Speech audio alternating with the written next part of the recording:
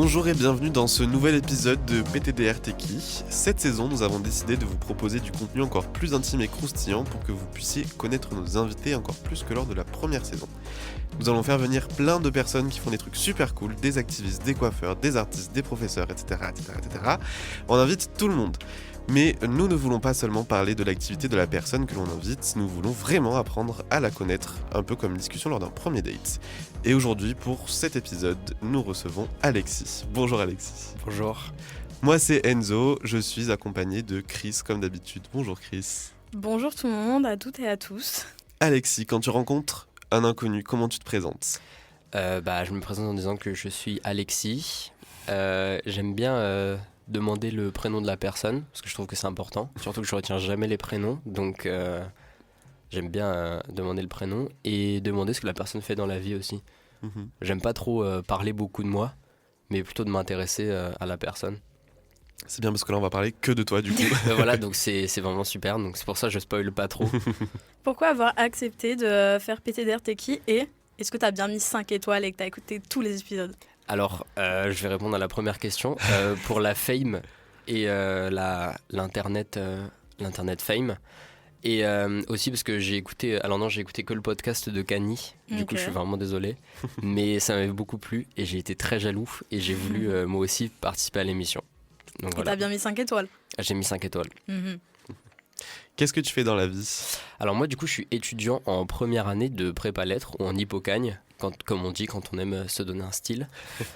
Voilà, sinon je suis du coup étudiant et j'ai pas d'activité professionnelle à côté. Est-ce que tu as des projets pour l'avenir ? Alors, projet pour l'avenir, du coup, après la prépa, je vais passer le concours de l'école du Louvre. Et donc si je l'ai, je suivrai la formation pour devenir conservateur de musée. Mais moi, ma passion aussi, c'est la musique. Donc peut-être me lancer dans la musique un jour, si je trouve le bon timing, les bonnes personnes, etc. Quel style de musique ? Alors moi je suis plus rock, après je peux m'adapter, mais mon style de prédilection ça reste quand même le rock. Ok. Et donc le domaine du musée, tout ça, c'est ton métier de rêve ? Alors ouais, j'aime beaucoup parce que c'est vraiment le compromis parfait entre passion et sécurité du métier, parce qu'on va pas se mentir, la musique même si c'est cool, en termes de sécurité professionnelle, ça n'existe pas. Et j'ai quand même pas envie de me lancer dans un truc, je suis un peu frileux vis-à-vis de me lancer dans un truc dans lequel je suis pas sûr de réussir. Donc vu que j'adore l'art en général, moi conservateur de musée c'est vraiment un métier qui me passionnerait de ouf. Et du coup tu te vois comment dans l'avenir ? Parce que j'ai vraiment du mal à me projeter, Ok. donc je saurais pas trop dire. Je préfère attendre de voir ce que l'avenir me réserve et profiter de l'instant présent. Ok. Et tu viens d'où du coup ? Alors moi je viens de plein d'endroits. Je suis né à Paris, j'ai grandi jusqu'à ce que j'ai à peu près 5 ans. Après j'ai déménagé à Saintes, j'ai vécu 12 ans dans cette ville et je me suis cassé dès que j'ai pu. Et là maintenant je vis à Bordeaux et c'est aussi vraiment super cool. Voilà. Tu te sens bien à Bordeaux du coup ? Ouais, Bordeaux c'est vraiment ouf. Malgré ce qu'on peut dire sur les habitants, ce qui n'est pas totalement faux, franchement la ville elle est incroyable. Donc je suis vraiment content d'être sur Bordeaux. Et c'est quoi ton signe astro ? Alors mon signe astrologique, alors moi je suis Balance, mais l'astrologie je m'y connais pas trop. Alors je veux pas dire que c'est parce que c'est de la merde ou quoi, c'est juste que je m'y connais pas. Ok. Est-ce que tu crois un peu dans l'astrologie ? En fait je m'y connais pas donc je peux pas décider, tu vois, il y a des trucs dans lesquels je crois pas. Par exemple je suis athée parce que je me suis penché sur la question et c'est pas mon truc. Mais après l'astrologie je sais pas. Est-ce que tu pourrais qualifier ton style de vie en juste 3 mots ? En juste 3 mots, mais moi je suis pas comme Kanye, je veux pas improviser des trucs comme ça. Ou un peu plus de mots, au pire. Un peu plus de mots, je sais pas, étudiant, non précaire, ça fait 3 mots, c'est pas mal. C'est pas mal, c'est pas mal. Quelles sont les valeurs les plus importantes pour toi ? L'honnêteté envers soi-même, c'est pas être capable d'avoir du recul sur soi et de se rendre compte de quand on a des problèmes, parce que je pense que c'est un des problèmes de notre société, c'est les gens qui sont pas capables de se rendre compte que c'est eux le problème, genre pas juste la masculinité toxique, mais en général. Et voilà, l'honnêteté envers soi-même, être capable d'être soi-même, voilà. Moi je pense que c'est quand même une qualité à avoir, parce que sinon c'était juste pas intéressant. Est-ce que tu as des causes qui te tiennent à cœur ? Oui, je suis extrêmement engagé à gauche. Donc les causes qui me tiennent à cœur, ça varie un peu selon les moments, tu vois. Mais là, en ce moment, forcément, la cause, le conflit israélo-palestinien, c'est un conflit dans lequel je suis beaucoup investi. Et voilà. Après, contre le racisme, contre l'homophobie, contre le sexisme, etc. C'est des combats plutôt globaux du coup. Ouais. Est-ce que tu es du coup engagé dans certaines associations? Alors, je suis pas engagé dans les associations parce que j'ai toujours été un peu indépendant. On m'a fait proposer de rejoindre les Antifa. Voilà, petite anecdote. Et j'avais dit non. Mais donc non, je suis pas dans des associations. Okay. Tu nous as parlé de musique tout à l'heure. Est-ce que tu as d'autres passions? Alors, oui. Mais même si la musique, c'est quand même ma grande passion, j'aime bien la mode. J'aime bien les vêtements, m'habiller, acheter des vêtements, faire du shopping. C'est très superficiel, mais j'aime beaucoup ça. J'aime l'art aussi. Et j'aime tout ce qui touche à la littérature, donc la philosophie, la poésie, le roman. Voilà. Ok. Est-ce que du coup, le plus important pour toi dans l'art, c'est te retrouver dans... Alors, ouais, j'aime l'art parce que je trouve déjà que c'est capable de... J'aime pas quand l'art il représente la réalité exactement, parce que de toute façon ça sert à rien, on a la photographie pour ça. J'aime quand l'art il transforme la réalité, et donc j'aime bien me retrouver dans l'art dans le sens que j'aime bien retrouver mes valeurs, c'est-à-dire j'aime les artistes qui vont casser les codes, qui vont prendre des risques, qui vont aller à l'encontre de ce qu'on pense à leur époque pour essayer de faire de l'art. D'ailleurs c'est souvent eux qui finissent à la postérité, donc voilà, moi c'est ça ce que j'aime dans l'art. C'est pas juste peindre un mec le plus fidèlement possible. C'est peut-être essayer de représenter sa personnalité à travers son portrait.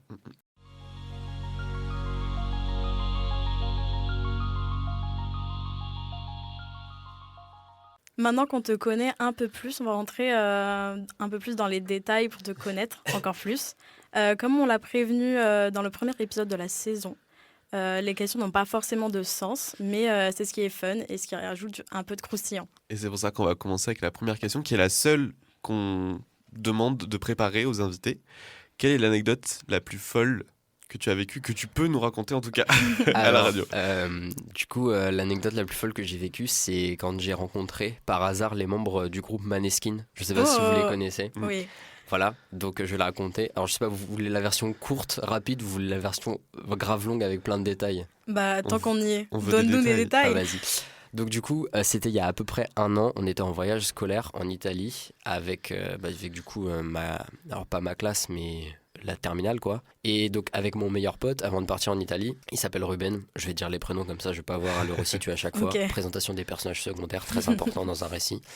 On s'était dit pour la vanne avant de partir, ouais ça serait grave drôle si on rencontre les membres de Maneskin pendant qu'on est sur Rome.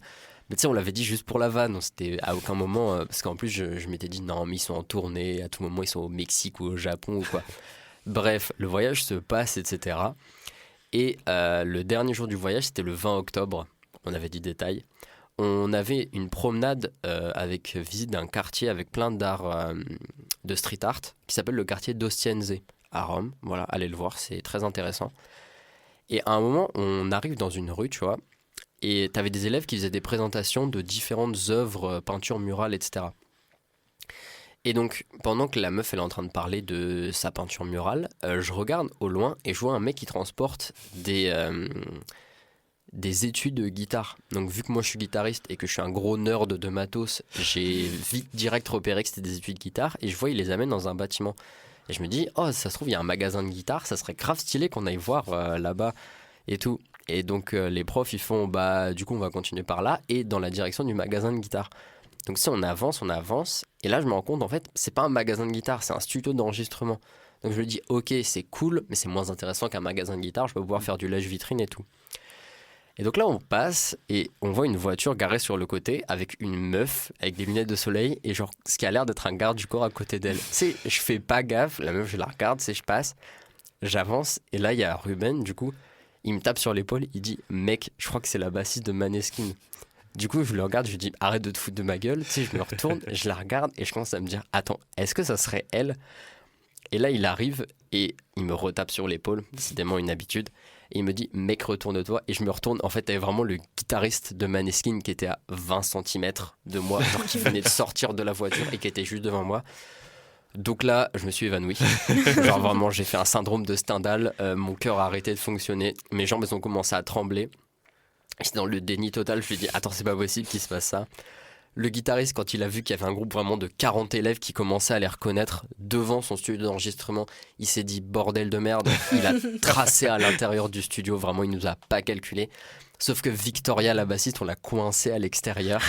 Genre vraiment, et je suis allé la voir, j'ai été le seul à avoir les couilles pour aller lui dire Can we take a picture? Du coup, je lui ai pris une photo avec elle. Et après, t'as tous les élèves du voyage qui sont vraiment fait la queue pour prendre des photos avec elle.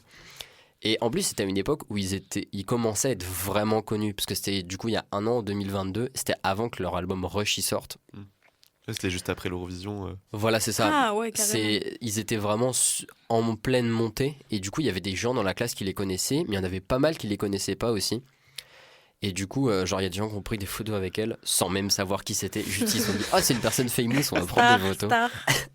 Mais voilà. Et du coup, je suis grave content de cette photo. Même si j'ai vraiment une gueule éclatée par 5 jours de voyage. Vraiment, j'avais un outfit qui puait la merde. Mais c'est pas grave, cette photo est exceptionnelle. Et donc, c'est une anecdote que j'aime beaucoup raconter aux gens. Et dès qu'il y a quelqu'un qui dit « Oh, je suis fan de Maneskin », je me sens obligé de sortir ma photo avec la bassiste. Preuve. Et dire « Tu sais que je les ai déjà rencontrés ?» Et du coup, c'est un groupe que t'aimes bien? En fait, c'est un groupe que j'aime beaucoup. Et je les connaissais déjà de base à l'époque. Et je commençais à devenir vraiment, vraiment fan d'eux. Et du coup, en fait, je les ai rencontrés au moment où je commençais à devenir ultra fan d'eux. Donc, ça a été assez ouf quand même. Voilà. T'es quel type de fan? Est-ce que t'es le genre de personne qui du coup s'évanouit si si la personne te parle, ou est-ce que t'es plus du genre à du coup aller vers les personnes? En fait, c'est un peu des deux. C'est-à-dire que moi, je suis un mec, je suis pas stressé. Genre, j'ai aucune anxiété sociale au quotidien. Mais je suis aussi un fan assez obsessionnel, on va pas se mentir. Je suis pas un stalker ou quoi. Moi, quand je deviens fan de quelqu'un, je deviens vraiment complètement fan, tu vois. Genre d'un groupe, je vais écouter toute la discographie, je vais me renseigner sur la vie des membres, je vais regarder toutes les interviews, etc. Pour les séries, c'est pareil. Pour les films, c'est pareil. Et du coup, mais non, j'ai pas de problème à aller vers les gens. C'est juste, je vais les voir, je vais me dire bordel de merde. Mais je sais qu'il faut que j'aille parce qu'après, je regrette en fait. Et il faut pas avoir de regrets. T'as rencontré d'autres stars à part Maneskin? Alors, oui, j'ai rencontré d'autres stars, mais c'était pas des stars qui avaient le même impact sur moi que Maneskin. Okay. Donc vas-y, on va faire du name dropping. Alors, j'ai rencontré Sébastien Chabal. Ok, ouais, non, rien à voir. Rien à voir. Quand j'étais petit, je suis allé voir les Bleus s'entraîner à Marcoussis. Voilà. Et après, j'ai rencontré toute l'équipe de France de l'époque de Chabal. Je sais plus en quelle année c'était. Voilà. Mais du coup, j'étais petit et pas autant intéressé par le rugby qu'un autre pourrait l'être. Donc, ça n'a pas eu le même impact. J'ai rencontré Florent Manodou aussi, après qu'il avait gagné l'or aux Jeux Olympiques.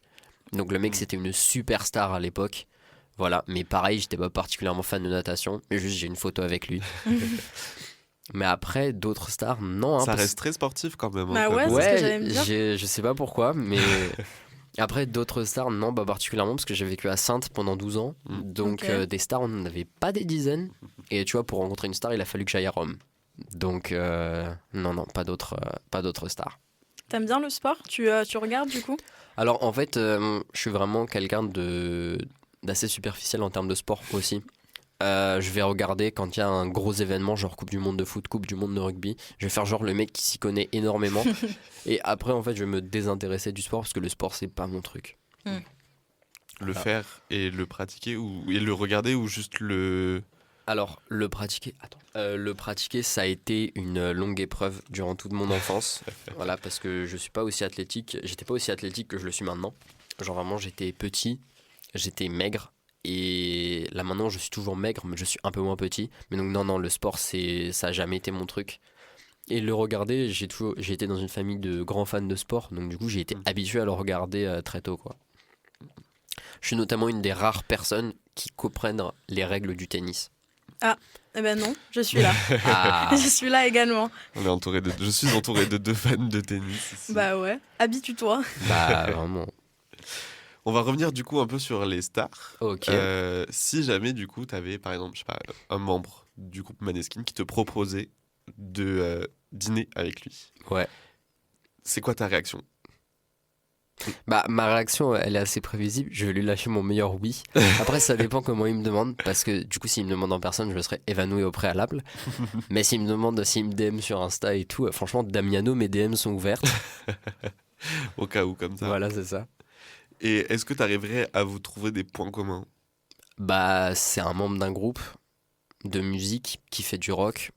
Je pense que ça devrait pas être trop difficile. Enfin, on parlerait de musique, etc. Voilà, puis en plus, ils ont l'air d'avoir des influences assez intéressantes. Donc, oui. Du coup, tu parles des influences de Maneskin. Toi, c'est quelles œuvres, que ce soit musicales, mais aussi des bouquins ou des films qui t'influencent? Alors, du coup, c'est une question qui est intéressante. En termes d'influence musicale, j'ai des groupes de prédilection. J'ai des artistes de prédilection. Si on doit citer des groupes de prédilection, c'est si peu original. On va vraiment parler de Nirvana, de Guns N' Roses, Foo Fighters. J'ai mon t-shirt Metallica. Base. La base. Non, moi, c'est vraiment la base. Après, en œuvre littéraire, j'ai des influences, mais ça va pas se ressentir dans ma musique, mais plus dans ma vie. Moi, je suis très influencé par Albert Camus. Voilà, c'est vraiment mon philosophe et mon écrivain préféré. Donc voilà, L'étranger de Camus, le mythe de Sisyphe, même si c'est très différent. L'étranger, c'est un roman, c'est une fiction. Le mythe de Sisyphe, c'est un roman philosophique, donc c'est pas du tout le même domaine. J'aime aussi beaucoup Charles Baudelaire, Les Fleurs du Mal. Assez peu original aussi, hein, mais j'aime beaucoup ça. C'est des classiques au final. C'est des classiques et je sais pas si c'est mon ego qui me fait dire ça, mais j'ai l'impression quand j'aime quelque chose que je l'aime pas de la même manière que les autres, tu vois, genre Les Fleurs du Mal, tout le monde kiffe. Mais j'ai l'impression que moi, ça résonne différemment en moi que les autres, tu vois. Les autres, ils vont dire « Ah, Les Fleurs du Mal, c'est super beau, il a réussi à allier le beau avec le sale, etc. » Moi, j'aime bien quand c'est vraiment dans le sale, dans Les Fleurs du Mal. J'aime pas quand il fait des poèmes joyeux. J'aime quand il déterre la boue. Et j'aime quand il explore le genre humain. Pareil pour Camus. T'es plus écrit un peu sombre, un peu qui Exactement, voilà, c'est ça. La poésie romantique et tout. Ok. Si tu devais remonter dans le temps et changer un truc, ce serait quoi? Il y a beaucoup de choses que c'est très intéressant. Alors, il y a beaucoup de choses que j'empêcherais. Premièrement, si je pouvais remonter dans le temps, je remonterais en 1944 à l'entrée de Charles de Gaulle dans Paris et j'irais lui rouler dessus pour empêcher qu'il instaure la 5e République. Non, en vrai, je pense que je repartirais en 94 et j'empêcherais Kurt Cobain de se suicider. Ok. Parce que je pense qu'il avait encore beaucoup de choses à accomplir et qu'on aurait eu besoin de lui dans le monde après, parce que ça s'est quand même sacrément barré en couille après sa mort. Donc je pense qu'il était très important dans le monde de la musique et dans le monde en général. On va clôturer le monde de la culture, parce que ça tourne quand même pas mal autour de la culture. Bah écoute, je suis en prépa littéraire, je suis musicien, on va pas parler de maths. Hein. Oui, ça fait sens. Est-ce que tu as un album ou une musique en particulier que tu écoutes mais de manière assez honteuse, un peu cachée? Non, en vrai je suis assez transparent sur mes goûts musicaux parce que en vrai je suis un rocker, tout le monde m'appelle le punk à la prépa, mais en vrai moi je peux écouter Dance the Night Away de Dua Lipa, de la BO de Barbie. Franchement la BO du film Barbie elle tue ça. Donc non pas vraiment de musique honteuse. Après oui, mes goûts musicaux, il y a des trucs je pense que les gens ils s'attendent pas à ce que j'écoute. Genre par exemple le remix de Galerie de Ziak sur la prod de I Will Survive. Vraiment écoutez-le sur YouTube, il est exceptionnel. On vous conseille franchement à passer en soirée. Ouais, en soirée c'est exceptionnel. Si t'étais un goût de chips, tu serais lequel? En vrai je pense que je serais chips sel et vinaigre. Parce que c'est le goût préféré des Britanniques et j'aime beaucoup l'Angleterre. C'est très controversé comme goût. Hein. Ouais, perso, je suis un chips au vinaigre hater. Ouais, mais parce que moi, je suis un mec qui casse les codes. Donc, vraiment, les chips au vinaigre, banger. Moi, je suis team chips au vinaigre aussi. Ok, je suis seule de copain. En parlant de nourriture, tu m'as confié avant l'enregistrement vouloir parler de la salade de riz qui a fait débat dans les commentaires sur Spotify dans l'épisode 1 avec Annie. Oui. Quel est ton avis sur le sujet? Alors, moi je pense que la salade de riz c'est vraiment dégueulasse. Voilà, je pense qu'il faut le dire. Écoute, ma maman elle fait une salade de riz. Sa salade de riz est bonne, mais c'est la seule salade de riz qui est bonne que je connaisse. Donc vraiment la salade de riz c'est de la white people food comme on l'appelle. Et c'est vraiment pas bon, ça à bannir. Si t'es dans un pique-nique et que là, une des personnes ramène une salade de riz, Je fais un scandale. Moi j'ai ramené. Non, mais moi j'ai ramené mes sandwichs. Hein. Ils peuvent manger leur salade de riz s'ils veulent. Moi j'ai prévu. Non, parce que j'ai fait trop de pique-niques où ça ramène de la salade de riz et t'es là, t'es comme un con à devoir manger de la salade de riz. Donc moi je prends des sandwichs au cas où. Ça avait fait débat hein, sur Spotify. On avait fait un sondage. Le résultat est assez serré. C'est 55-44%. ouais, c'est mitigé. C'est pas plutôt 55-45 ? Non, mais parce qu'il y a des virgules après, j'ai pas dit, Ouais. mais t'inquiète, les maths. C'est en littéraire, mais ça connaît bien les maths quand J'ai même. eu 16 au bac de maths. Hein. Je pense que c'est un sujet de débat dans la société. Vraiment. Vraiment. Après, est-ce qu'on en a pas déjà suffisamment ? Genre pain au chocolat, chocolatine, déjà ça me donne envie de mourir. Parce qu'en plus je suis à Bordeaux, donc les mecs ils passent leur vie à parler que de ça. Bon, après, ici, on est à Toulouse. Donc c'est pareil. Donc, chocolatine. Ouais, mais Toulouse, ils font genre ils sont au sud alors que pas du tout, donc ils nous agacent. C'est bien vrai. Des débats clivants, hein, des débats clivants. Ouais, sur, vraiment. Là, on parle de vrais conflits. Bordeaux est-il au sud ou pas ? Non, En vrai. non, En vrai. non. Moi, je suis team sud-est dans la région PACA, donc Ouais. Bordeaux n'est pas au sud. Moi, je suis désolé. team Sainte, donc pas au sud. Vraiment Vraiment pas. sur la ligne du milieu. Bah, moi, je suis team diagonale du vide. Ah yes. Tu viens d'où ? De Corrèze. Waouh. Je n'en dirai pas plus. Si vous savez, vous savez. Si vous savez pas, bah, tant pis pour vous. Quel super pouvoir tu aimerais avoir ? Ça fait un peu voyeuriste, mais j'aimerais bien lire l'esprit des gens. Je me suis toujours genre demandé ce que ça faisait. Voilà. Et aussi quand j'ai des pensées un peu bressons, genre des fois je les efface parce que je me dis à tout moment il y a un mec qui est capable de lire mon esprit dans la pièce, il va savoir ce que je suis en train de penser. Donc voilà. Mais du coup, est-ce que tu ferais quel usage de ça ? Est-ce que c'est surtout pour toi, en mode qu'est-ce que les gens pensent de moi, mais ne me disent pas ? Ou est-ce que c'est de manière globale, juste pour être dans la tête des gens ? Ah, c'est de manière globale parce que souvent les gens ils cachent des trucs. Et moi j'aime pas quand les gens ils cachent des trucs et quand ils passent par quatre chemins. Genre par exemple quand j'entends un mec homophobe, j'aimerais bien pouvoir lire dans ses pensées pour savoir si la nuit il rêve d'hommes qui s'embrassent ou tu vois. Ou s'il est juste stupide. Quel est ton date de rêve et ton pire date ? Alors mon date de rêve, je sais pas, j'ai pas une expérience, je vais pas vous mentir, j'ai pas une expérience de ouf des dates, mais j'y ai pensé après avoir écouté le podcast de Kanye. Voilà, parce que dès qu'en fait j'ai dit j'étais extrêmement jaloux, donc j'ai commencé à préparer mes réponses aux questions qu'elle avait posées. En vrai, date concert, parce que je kiffe la musique et en plus ça permet que si la personne avec toi elle est pas intéressante, mais en fait tu t'en bats les couilles parce qu'il y a un groupe sur scène qui t'intéresse, donc c'est pas grave. Et en plus, Voilà. si tu lis dans les pensées, c'est bien pratique. Voilà, c'est ça. Exactement. Et si la personne, elle est intéressante, bah du coup, tu peux passer un bon moment et faire la fête et t'as besoin d'aller en boîte avec les Lacostéennes, quoi. Et ton pire date, du coup ? Alors moi, mon pire date, j'en ai fait des pas ouf. Hein. En vrai, une fois avec une meuf, on a vraiment marché, parce que de base, on devait aller manger au resto un midi, sauf que j'avais pas checké si le resto, il était ouvert. Il était fermé. On a marché pendant 1 heure sous la pluie dans Sainte pour trouver un truc ouvert. C'était la mort. Bon, vous avez pu discuter au moins. Ouais. Faut en trouver des sujets de conversation, mais je suis très fort. Quel est le truc qu'on t'a le plus dit dans ta vie ? Que je parle trop. Que je parle trop. C'était les profs qui me disaient ça. Ils disaient j'avais une prise de parole intempestive. Ça veut dire je parlais alors qu'on me demandait pas et j'écrasais les autres en parlant trop. Voilà. Mais moi, je suis une personne, j'écoute pas les rageux. À méditer. Exactement. Quel est le meilleur conseil qu'on t'ait donné qui t'a vraiment aidé dans la vie ? En vrai, là maintenant à réfléchir, j'ai pas vraiment de conseils qu'on m'a donné qui m'a aidé dans la vie. C'est pas trop des conseils parce que j'ai pas trop de guide dans ma vie. J'ai pas eu de mec qui m'a dit un jour tu dois vivre ta vie de telle manière. Tu vois, je suis pas dans un animé, j'ai pas un mentor.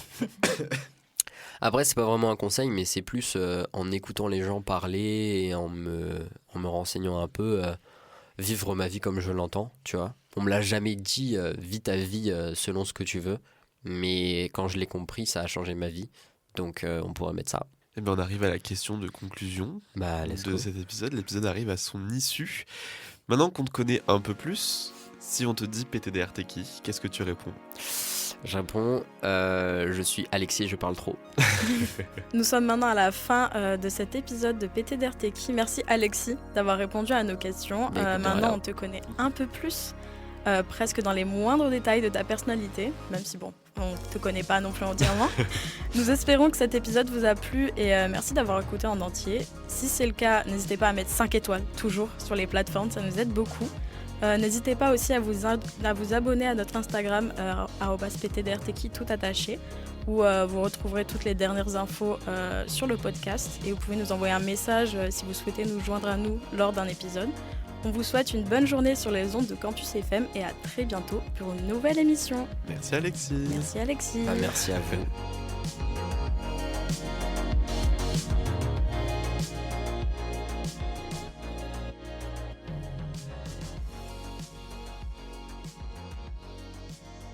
Hop, avant de vous laisser définitivement, on avait une petite annonce à vous faire. PTDRTeki est maintenant disponible sur TikTok où on vous prépare des extraits des émissions mais aussi des contenus exclusifs.